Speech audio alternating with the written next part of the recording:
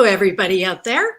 Welcome to day 5 of DocLands, and welcome to DocTalk Daily. I'm Joni Cooper, Director of Programming.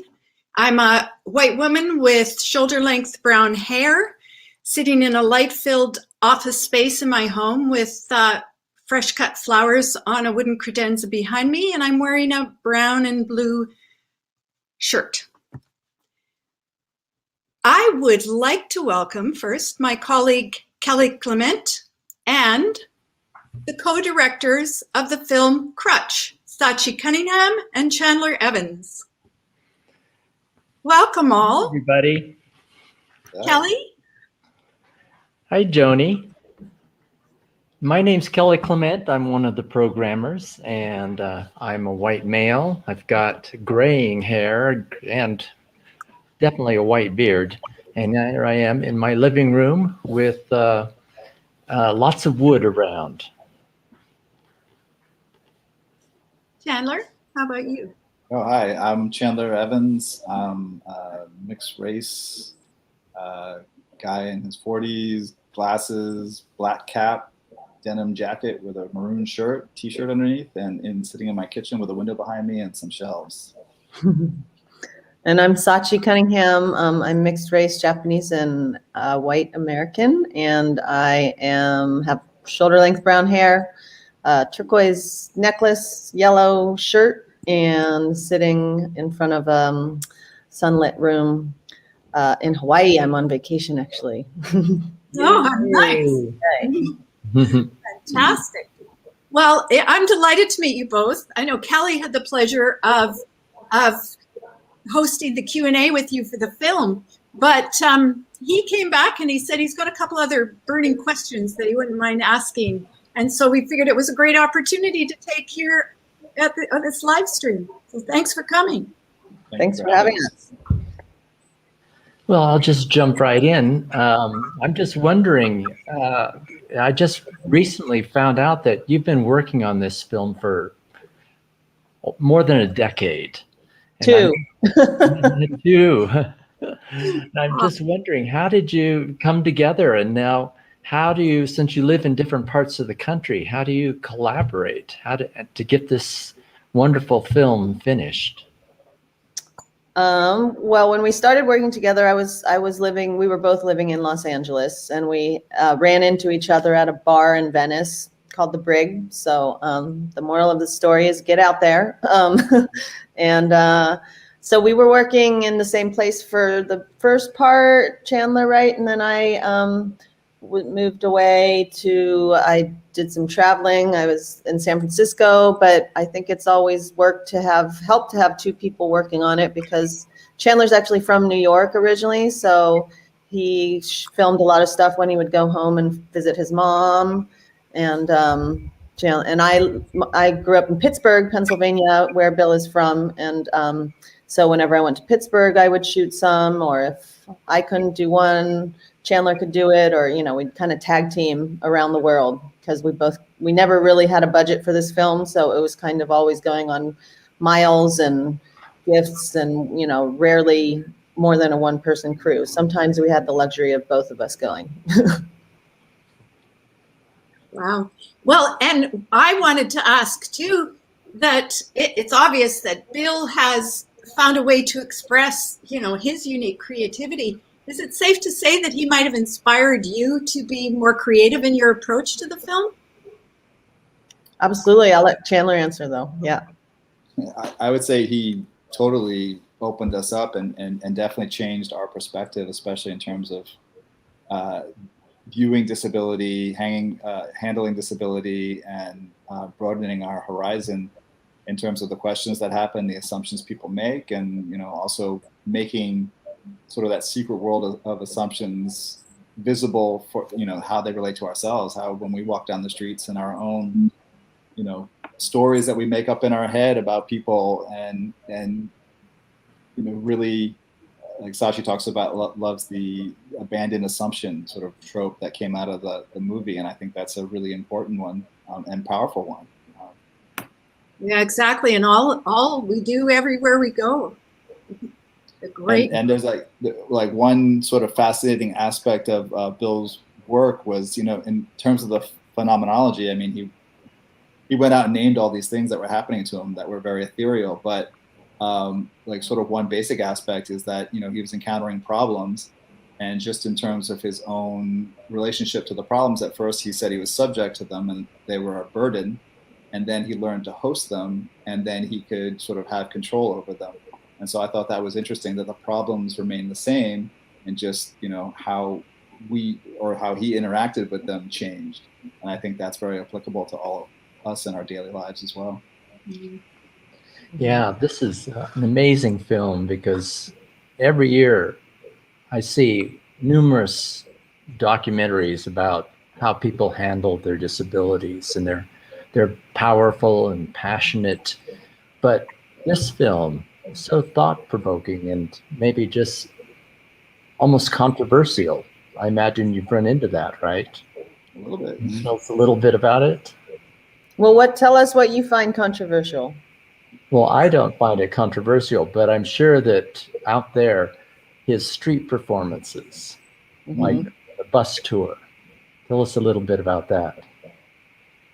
So the bus tour is the kind of culmination of him trying to let people into his world. So, the video camera kind of does that for some of his work, but then he's finally able to bring an audience onto a bus that is following him as he skates through the streets and interacts with people. And so they can just see in real time how people react to his appearance and his disability, right? And what they say and do around a guy on crutches and a skateboard, which is kind of something nobody's ever seen before. And it's those candid interactions that he is trying to explain, and where he is, I think, misunderstood. But when he's able to just have the audience see it in real time, and then we see it in the documentary through our, videotaping of that, I think it's just kind of, I think it's revelatory for anyone who's watching it, right? Because that's just his everyday, all day long. But yet to bring people into that was always a kind of puzzle that he was trying to, figure out with his art. And so that was a big victory to be able to do that.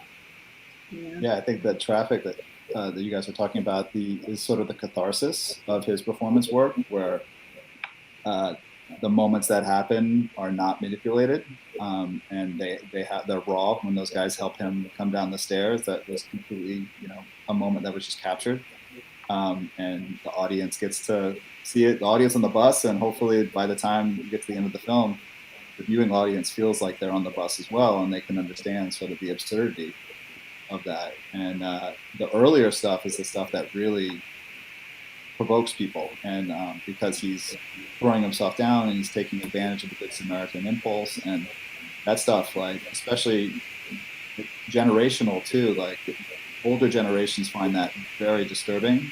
Younger generations, sort of YouTube generations, like aren't like perplexed by that. It's not bothered at all. But either way, I mean, even in those performances, he's showing that multiple realities can exist in the same space and time, like perceived realities, let's say. So people can have completely different thoughts on like what they think is reality in the same space and time, and that's pretty like psychedelic in a way. Yeah. Well, the whole film is absolutely incredible, the way it's presented and what we learn. And so go see Crutch. Yeah. It's on at DocLands now. And not to mention some of the brilliant performances that are in it. It's amazing. Yeah. Yes. So is he still out there performing, right? Yep. Yeah. So thank you so much. Yeah, if you want to see 20 years of work condensed into an hour and a half. Yeah, and a whole lifetime, really. So, yeah. Thank you so much for joining us here today. And, we'll see you at the movies along with everybody else out there. Thank you, guys. Thank you. Thank you. Bye.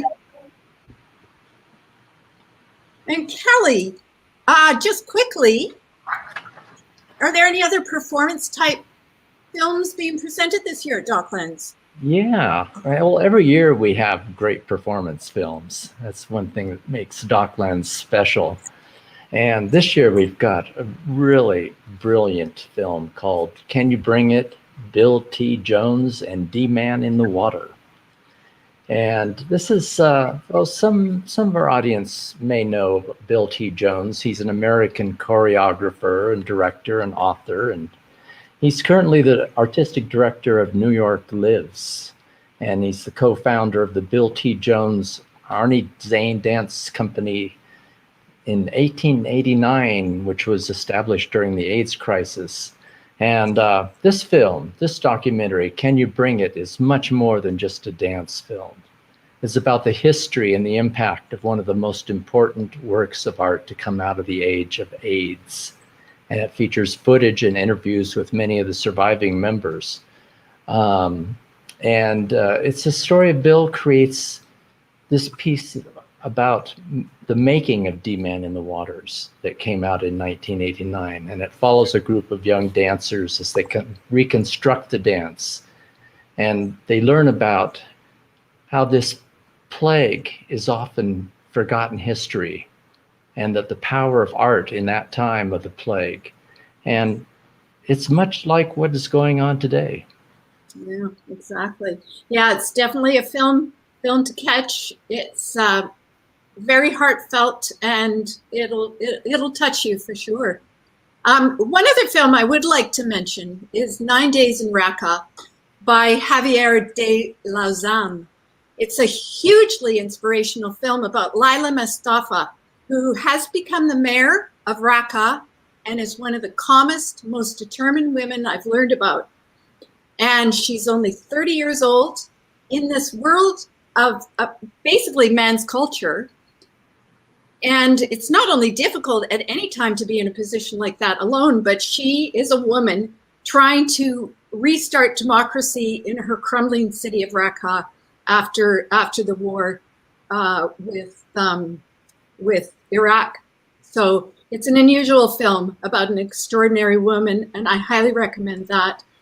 And also the director of that, Javier, takes part in our main DocTalk, Women of Impact, along with the directors of Playing with Sharks and End of the Line, Women of Standing Rock. So take that into it. It's a fascinating discussion about some impressive, women leaders. Thank you. Thank you, Kelly, for coming. Thank you all for tuning in.